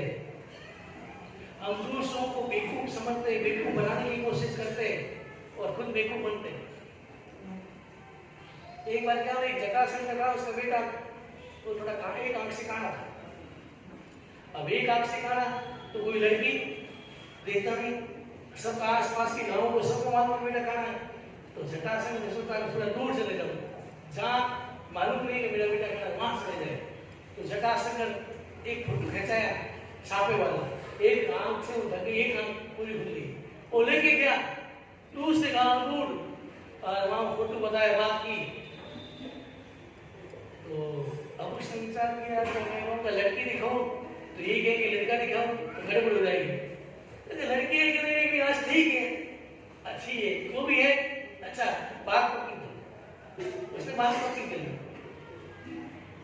शादी की मुहूर्त निकाल लिया, देर नहीं होनी चाहिए, बदल जाए तो पता लग जाए तो मन में बैठा, मेरे बेटे का पता लग जाए खाना है तो फिर शादी होगी। बारात लेके पहुंच गए, सोचा है मैंने बेटे को बना दिया, बस पहुंच गए चौरी में, फेरे हुए, चौरी पहुंचे, फेरे हुए, 3 फेरे हो गए। उस समय बहू को हाथ में उठा के भाई उठा के फेरे दिलाए और फेरे होने के बाद अब जटासंध में खुशी हुई। उसने कहा गढ़ जीत रे बेटा कहानियां, तुमने गढ़ जीत लिया, अभी तो बेटी का बाल बेटा। तो उसने कहा उठावे जो जानिया, जब उठा भाई तब जानूंगा तो किसकी लड़की दोनों पांव से अब उठावे जब जानिया। तो हम दूसरों को भी क्यों बनाते हैं और खुद हम सोचते हैं दूसरों को हमने कैसा भी क्यों बनाया, अगर उसको नहीं बनाया खुद को अपने आप को। तब साधु हमारे सामने रहते हैं, ऐसी बातें करते बना जी क्या कर रहे हैं, संसार में फंस गए, आप धनी हो गए और बाहर जाके बहुत अच्छा मेटल के भाव बढ़े हुए हैं, स्टॉक बहुत आनंद है, इसको भी बनते हैं। हम पूछे तो जवाब अलग और दूसरा पूछे तो इसको भी क्यों बना दे, मेरे को का अपने आप को दूसरों को भी क्या बनाओगे, खुद अपने आप को बनाओगे। तो विचार करने के मतलब हम हमेशा अच्छी बात ध्यान नहीं रखेंगे, लेकिन बुरी बात एक व्यक्ति ने गाली दी, वो तो बेचारा लेके भूल गया, लेकिन हम उसको याद करते हैं और याद करके कसाई करते रहते। सामने वाला भूल गया, उसके मन में कुछ नहीं रहा, लेकिन हम याद करके कसाई करते हैं। और विष्णुमूर्ति विशाल नदी कितने साल हो गए, 1000 वर्ष बीत गए, तो भी बात अच्छी बात याद नहीं, वही याद रही कौन-सी, उसकी बल थी। तो विष्णुमूर्ति विशाल नदी जोर से बुला रहे विष्णुमूर्ति तेरा बल कहां चला गया। जो ये सुना और विष्णुमूर्ति को भी क्रोध आ गया और गाय के दोनों सिंह ने पकड़ के घुमा करके उछाल दिया और जमीन पर वापस कैच करके वापस नहीं चले। उसने कहा अभी मेरा बल कहीं नहीं गया। और यहाँ पर निहाना करते हैं और घर बंधन करते हैं, मैं बहु में तुझे मारने वाला बनूं। इतना क्रोध आया कि निहाना किया, मैं बहु में तुझे मारने वाला बनूं। 30 बहु में ये निहाना किया। 18वें बहु में देव बने और 19वें बहु में पोतालपुर नगर के राजा प्रजापति का राजा के वहां जन्म लिया और उसकी माता ने 4 सपने देखे और उसका नाम त्रिपुष्ट रखा। और जो बड़ा हुआ तो राजा ने खेत की रक्षा के लिए, सुरक्षा के लिए तो वहां गया और वहां एक शेर आया। शेर का जी कौन सा है, विशाल नदी, वहां से शेर बना। और एक पुष्ट बना। और शेर को जो देखा पहले विचार किया शस्त्र से मैं मार दूं, फिर विचार किया ये तो नहीं शस्त्र है तो मैं शस्त्र का उपयोग नहीं करूं। वो भी शस्त्र छोड़ा और शेर से के पास गया और शेर को हाथों से मार दिया। एक भेदभाव उसको शेर को समाप्त किया और यहाँ पर वासुदेव पद प्राप्त किया। और वासुदेव प्राप्त होने के बाद इसी भाव में कार्यक्रम किया। सैया वाले को कहा कि मैं सो रहा हूँ, स्वामी मेरी आंख लग जाए तो संगीत बंद कर देना। तो सैया वाले को लगा कि राजा सो गए, मालूम नहीं पड़ा और उनको संगीत अच्छा लगा, उसे बंद नहीं किया। और अचानक राजा की आंख खुल गई, की आंख खुल गई और स्वयं का संगीत बंद नहीं किया, मेरी आज्ञा का उल्लंघन किया। अहंकार आया और अहंकार में व्यक्ति अंधा हो जाता है। वो अंधा हो गया, विवेक खत्म कर दिया और अच्छा तो कहानी में संगीत अच्छा लगता है और गरम गरम कथी उसके कान में लगा। तो इसका परिणाम क्या आया? तो इस प्रकार त्रिपुर वासुदेव के भाव में कर्मोदन किया और 20वें भाव में त्रिपुर वासुदेव वहां से चौथी नरक में गए। देखो परमात्मा की नरक में भी गया, तीर्थंकर की आत्मा थी नरक में गया। और 30वें भाव में पश्चिम भाग के अंदर मुगल नाम की नगरी धनपन राजा राज्य करते थे।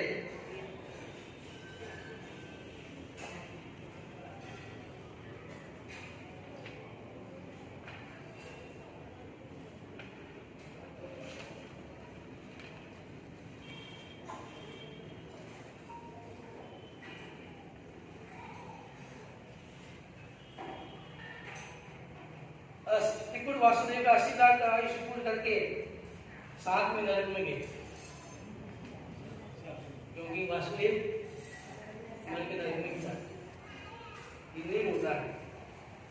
वहां 7वें नरक में गए और 21वें भाव में वापस सीए बने और वहां से फिर वापस नरक में गए।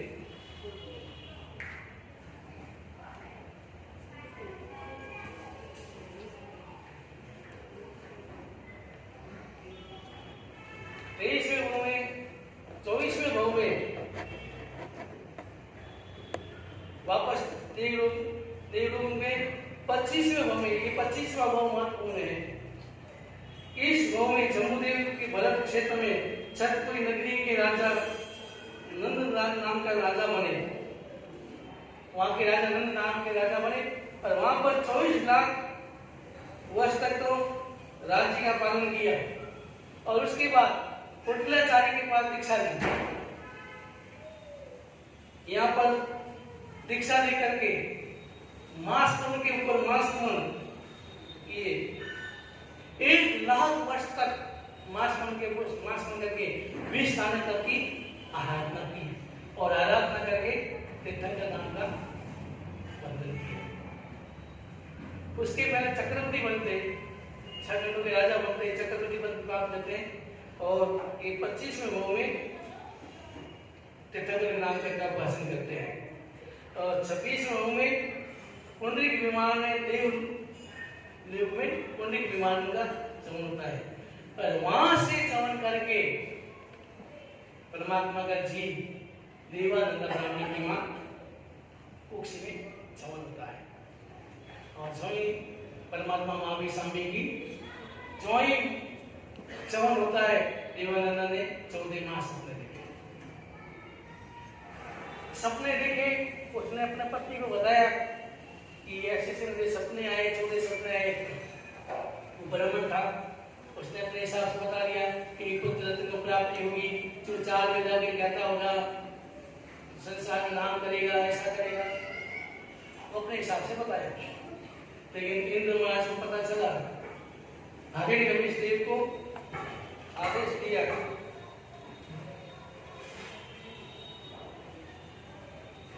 और हिरण्यकशिपु देव आदेश दिया तो वहां विंध्यकाली से तो आना पड़ेगा।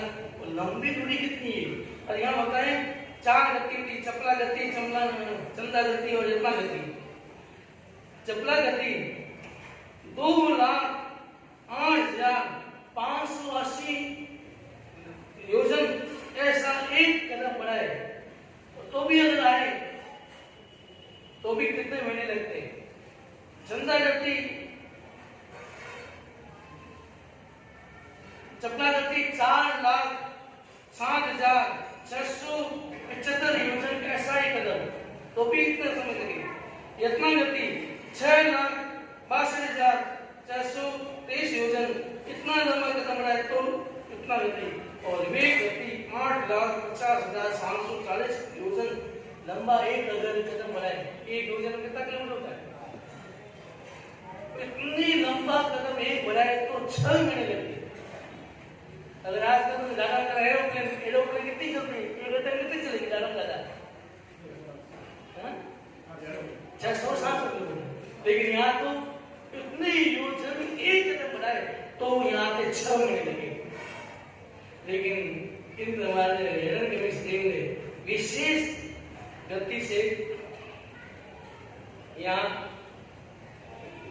आए और परमात्मा के घर में 23 दिन रहे। वहां 43 दिन के बाद इंद्र हिरण्यकशिपु देव ने सबसे पहला ऑपरेशन किया। देवानंदी का कुर्सी का जीव लिया, परमात्मा को वंदन किया, परमात्मा समझ गए, वो जीव हाथ में लिया। तीसरा महारानी शक्ति कुंड में तीसरा महारानी सिद्धार्थ महाराज जी की धर्मपत्नी के वहां तीसरा महारानी के वहां स्थापित किया और तीसरा रानी का जीव देवानंद ब्रह्म की। अब यहाँ प्रश्न होता है कि तीसरा रानी की कुर्सी में क्यों? और भी रानियां बहुत थी, और भी बड़े बड़े राजा बहुत थे, वहां ही क्यों? यहाँ भी कारण का परिणाम है। पूर्व भाव में देवानंदा और कृष्णा रानी दोनों देवरानी जेठानी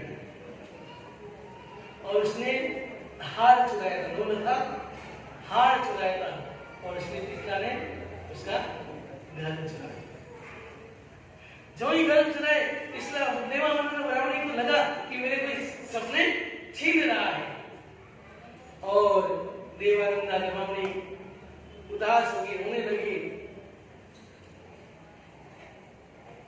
और इतनी रोने लगी, विचार करने लगी, अरे मेरा घर किसने छीन लिया, मैंने किसने क्या बिगाड़ा था? पहले सपने दिखाए और फिर और इधर तीसरा महारानी ने 14 माह सपने देखे। हालांकि आदिनाथ भगवान की माता पहले सपने में वृषभ देखती है और तीसरा महारानी ने पहले सपने में सिंह देखा और बाकी के 22 तीर्थंकरों ने पहले सपने में हाथी देखा। इसलिए महत्व किसका हो गया? हाथी का, कि हाथी देखते हैं। लेकिन परमात्मा की माँ ने पहले सिंह देखा था। लेकिन पहले सपना हाथी, वृषभ, सिंह, लक्ष्मी, पुष्पमाला, चंद्र, सूर्य, ध्वजा, पूर्ण कलश, पद्म सरोवर, क्षीर समुद्र और पुंडरीक विमान, इस प्रकार धूम अग्निशिखा, रत्न राशि और अग्निशिखा, इस प्रकार के 14 सपने कृष्णा महारानी ने 14 मास सपने देखे। हर्षित हुई मां मध्य रात में देखे और इतनी हर्षित हुई कि तुरंत सिद्धार्थ महाराज के और दासी को कहा कि अभी चलो, मुझे सिद्धार्थ महाराज के पास जाना है। दासी ने कहा अभी मध्य रात में अंधेरा है, सुबह चले जाना, नहीं मुझे अभी कभी जाना है। और तुरंत कृष्णा महारानी सिद्धार्थ महाराज के वहां पहुंच गई। सिद्धार्थ महाराज सोचा क्या हो, पधारो, अभी कैसे आना होगा, पहले स्नान करो। पहले ऐसा नहीं घड़े घड़ी बात की, पहले बैठो, उसके बाद वार्तालाप किया। कृष्णा महाराज ने कहा कि मैंने अभी अनिद्रा में आंखें खुली थी और आदि बंद थी, ऐसे समय में मैंने 14 महासप्त देखे और सारे सपनों का वर्णन, मैंने हाथी देखा, मैंने सिंह देखा, मैंने हाथी देखा, मैंने वृषभ देखा, मैंने माला देखी, 14 सपने बताए, मैंने ऐसे सपने देखे। और जो ये सुना वो भी खुशी में, ऐसे महासपने उसने भी यही अपने साथ तुम्हें पुत्र की प्राप्ति होगी, ऐसा होगा वैसा होगा। लेकिन सिद्धार्थ महाराज ने कहा अभी तो रात्रि है, सुबह होने दो, मैं राजा ज्योतिष को बुलाऊंगा और सपनों का जान। लेकिन सिद्धार्थ महाराज ने कहा अभी वापस सोना नहीं, क्योंकि सो गए, नींद आ गई तो सपनों का फल समाप्त है। इसलिए नहीं लगना कि अच्छा सपना आए तो कभी सोना नहीं, बुरा सपना आए तो उठ करके बाथरूम जाके सो जाए, तो बुरा सपनों का समाप्त होता है। तो तीसरा बनाने वापस गई, सुबह होगी, ज्योतिष बुलाएंगे तो सुबह वो जाके शाम एक लेके नौका जाग लगी। सुबह हुई, अब राजा का नियम, राजा उठे, सबसे पहले निकल पड़े और दर्शन करने चले गए। राजा हमेशा का योगा करते, दर्शन करती है, मालिश होती है, कसरत करते हैं, आधा घंटा योगा करते हैं। यहाँ भी योगा होता है। पहली बार में आया, मैं आया था ऊपर, तो मैंने अचानक जोर जोर से हंसने की आवाज है, गए डर के क्या हुआ है? बाद में देखा यहाँ तो अरे यहाँ तो योगा, ये सब जोर जोर से बाद में पता चला यहाँ योगा चलता है, योगा चलता है यहाँ। और एक बार में योगा करने से शरीर सक्रिय हो जाता है और उससे शरीर हमारा स्वस्थ रहता है, कभी बीमार नहीं होता, दवाई की अपेक्षा नहीं। मुझे मुरारी देसाई की बात आती याद आती है। मुरारी जैसे नाम सुना और उसने अपने जीवन में कभी गोली नहीं ली, योगा करते थे और माता का सेवन करते थे, माता पीते थे और उसकी मालिश करते थे, शरीर एकदम स्वस्थ। कभी उन्हें जिंदगी में दवाई नहीं ली, 90 वर्ष से ऊपर ही होंगे, ऊपर हुए, लेकिन कभी दवाई नहीं। योगा तो राजा योगा किया, स्वस्थ रहे। अभी आपके पास समय कहाँ है? अब लेकिन अभी तकलीफ होती है तो लोग कहते हैं वॉकिंग करो, तो भी जाना पड़ता है, वॉकिंग करनी पड़ती है, जाना पड़ेगा। नहीं तो यहाँ से अब इनके घर से जाना है तो पैदल नहीं आ सकते, उसके लिए भी स्कूटर चाहिए, पैदल नहीं आ जाए। इतना हमारा शरीर आलस हो गया, शरीर को बिल्कुल ही कष्ट नहीं देना चाहते, और शरीर को कष्ट नहीं दोगे तो शरीर आपको कष्ट देगा। उल्टा है, शरीर को आप कष्ट नहीं दोगे तो शरीर आपको कष्ट देगा, और अगर शरीर को कष्ट दिया तो शरीर आपको सहयोग देगा। अब आप क्या चाहते हैं? शरीर को कष्ट देना चाहते हैं? शरीर वाला शरीर को कष्ट दो। अगर शरीर को कष्ट देते तो आज बीमारी नहीं होती। पुराने जमाने हमेशा कहता हूँ, पुराने जमाने में भाई आपने हाथ से घटी पीसती थी, पानी भी बाहर से जाती थी, कभी अटैक सुना? कभी अटैक आया? कभी सुनता? पहले हमने कभी नहीं सुना, 70 साल से कभी नहीं सुना कि हार्ट अटैक क्या होता है। शरीर की कसरत पूरी हो जाती थी, हार्ट की कसरत हो जाती थी, अटैक आने के साथ। अभी हम क्या है, पहले जमाने में बाहर क्या, घर का खाते बाहर जाते थे, घर का खाते और बाहर जाते थे। अब बाहर का खाते और घर पर और कसरत होती है। खाते तो अच्छा, 12 महीना खाएंगे, मिठाई खाई, लेकिन कसरत बिल्कुल नहीं। खाते रहेंगे, उसको पचाने की करने की कसरत नहीं करेंगे तो फिर जमता ही घी जम जाता है, चिकनाहट बढ़ जाती है, ब्लॉक हो जाता है। फिर उसका ऑपरेशन करो, उसको खोलो। एक तो ब्लॉक नहीं होगी तो फिर भी ऐसे ही कोई स्क्रीन डाल के ठीक कर रही, अगर ज्यादा हो जाए तो पूरा छेदा बाईपास करना है। इसलिए शरीर को सक्रिय रखने के लिए शरीर को कष्ट दो, योगा करो, ध्यान करो। ध्यान से, योगा से शरीर भी स्वस्थ और आत्मा भी स्वस्थ रहती है। राजा तैयार हुआ, योगा किया, राजसभा बुलाए, सैनिकों को बुलाया, आदेश दिया कि जितने भी नगरी में राजगुरु है, पंडित है, उन सबको राजसभा में बुलाओ। सैनिक के अलग अलग गलियों में सबको बोलने लगे, राजा ने बुलाया, राजा ने बुलाया। पंडित ने राजा ने बुलाया तो एकदम गरगादे से लिया, आज नाश्ता नहीं बनाना, आज तो 500 कलोरियां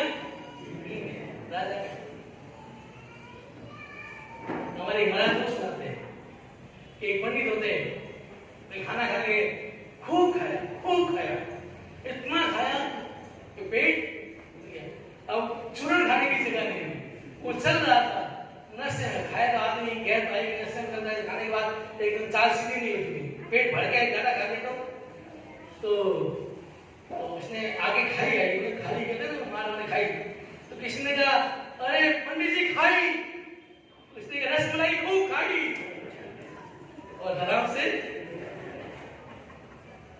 खाई भी, तो खाई ज्यादा खाएंगे, ऐसे ही होता है। तो पंडित ने सोचा आज तो 500 रुपए की नाश्ता बंद और अच्छे अच्छे कपड़े पहने, आज राजा क्यों आ रहा है, राजसभा में सज धज करके पोती बने संभाले और लेकर के राजसभा में पहुंचे। राजसभा में पहुंच गए, लेकिन यहाँ कहावत है, ब्राह्मण बनिया कूतरा, कायस कागा कागला जात जात को पाले, ब्राह्मण बनिया कूतरा जात जात को मारे। एक ब्राह्मण दूसरे ब्राह्मण को देख नहीं सकता, दूर आता है,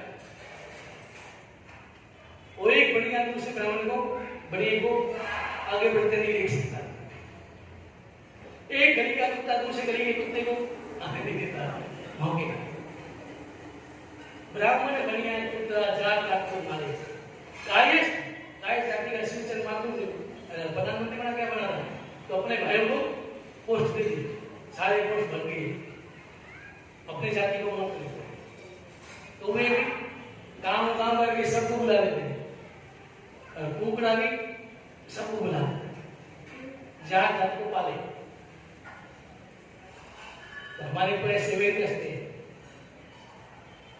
तो लेकिन ब्राह्मण को कहते होंगे, अब यहाँ अगर राजा को कोई अलग जवाब देगा, कोई अलग जवाब देगा, तो राजा नाराज हो जाएगा, पसंद नहीं है, क्या है, कोई क्या बोल रहा है, कोई क्या बोल रहा है, कोई क्या बोल रहा है। तो उन्होंने मीटिंग की। हमारे समाज की स्थिति ऐसी है कि हम एक नहीं होते हैं, अलग अलग आवाजें होती है, कोई क्या कहता है, कोई क्या कहता है, कोई क्या कहता है, सही बात पर कोई नजर नहीं आती। अगर मीटिंग होती है तो आप ईमानदारी से बताओ, मीटिंग में आप अच्छा ही देखते हैं कि कमजोरी गलतियां देख के जाते हैं, गलतियां याद करके जाते हैं, क्या करके जाते हैं, किसी ने अच्छा काम किया वो याद करके जाते हैं, या उसने गलती क्या की वो याद करके जाते हैं। और मीटिंग में क्या बोलते हो, अच्छी बात बोलते हो कि उसकी गलतियां निकालते हो। इसी कारण हमारा समाज आगे नहीं आता है, हम एक दूसरे की गलतियां देखते हैं, अच्छा ही गलतियां देख उसके काम कैसे करेंगे, आगे नहीं बढ़ने देंगे। तो ब्राह्मण ने सोचा कि अगर इस तरह से अपन आपस में झगड़ेंगे तो तुम बात बिगड़ जाएगी, तो उन्होंने सब एक हो गए, ब्राह्मण सब एक हो गया और एक होकर मुखिया बना दिया कि हम सब मिलकर चर्चा एक आपस में करके एक जना जवाब देगा। हमारे समाज में भी अब अनुशासन होना चाहिए, दूसरे लोग हमारी उंगलियां उठाते हैं और मजाक उड़ाते हैं कि बनी आपस में लड़ते हैं, बनी आपस में लड़ते हैं। ये हमारी कमजोरी है, हमें शर्म आती है, हमारा सिर झुक जाता है, इसलिए थोड़ा इस पर विचार करना है, समाज को हम सबको ऐसा विचार करना है कि हमारी छवि जो बिगड़ चुकी है वापस कैसे सुधरे, इसके लिए हमें प्रयत्न पुरुषार्थ मिल करके प्रयत्न पुरुषार्थ करना है। और आज किसी ने बताया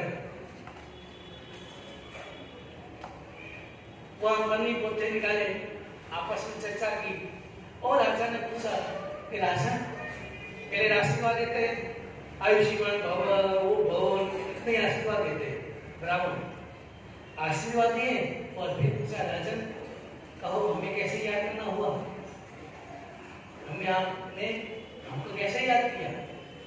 तब राजा बोलते हैं कि हमारे यहाँ कृष्णा महारानी ने आज मध्य रात्रि में 14 मास सपने देखे।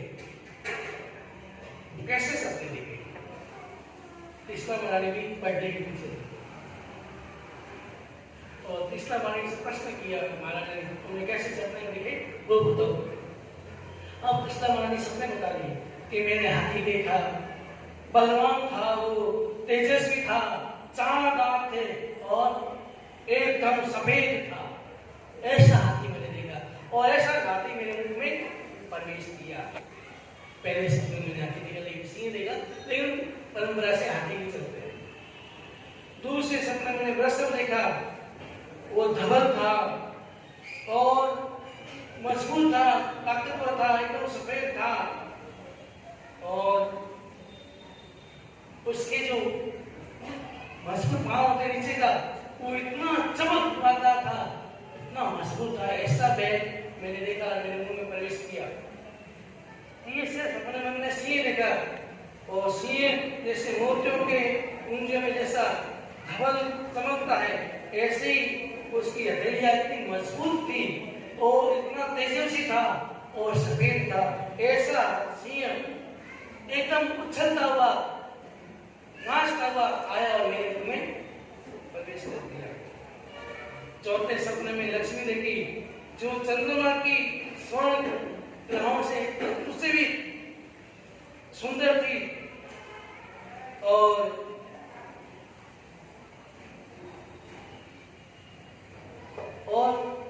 सजी धजी थी सोने अलंकारों से और चेहरा उसका चमक रहा था, हीरे मोती माणक धारण किए हुए थे। ऐसी लक्ष्मी आई और मेरे मुख में प्रवेश कर दी। पांचवें पुष्प वाला, जो पुष्पों के बीच बीच में मंजरियां थी और खुशबू इतनी फैली थी, उसकी अनंत सुगंधित थी। उसकी सुगंध से चारों ओर का वातावरण पवित्र बन गया, मोहक बन गया। ऐसी वो पुष्पमाला वो आई और मेरे मुख में प्रवेश कर दी। छठे सपने में चंद्रमा देखा, जो गाय के दूध से भी धवल था, सफेद और उज्जवल था, चांदी के कलश जैसा अत्यंत धवल था, हृदय को, नेत्रों को आनंद देने वाला था। ऐसा हृदय को, मन को, आंखों को आनंद देने वाला ऐसा पूर्ण चंद्र, जो अंधकार को विषय करने वाला, निवारण करने वाला, ऐसा चंद्रमा मेरे मुख में प्रवेश किया। सातवें चंद्र में सूर्य देखा, वो सूर्य अंधकार को, समूह को विधान करता हुआ प्रकाश मेरे मुख में प्रवेश कर दी।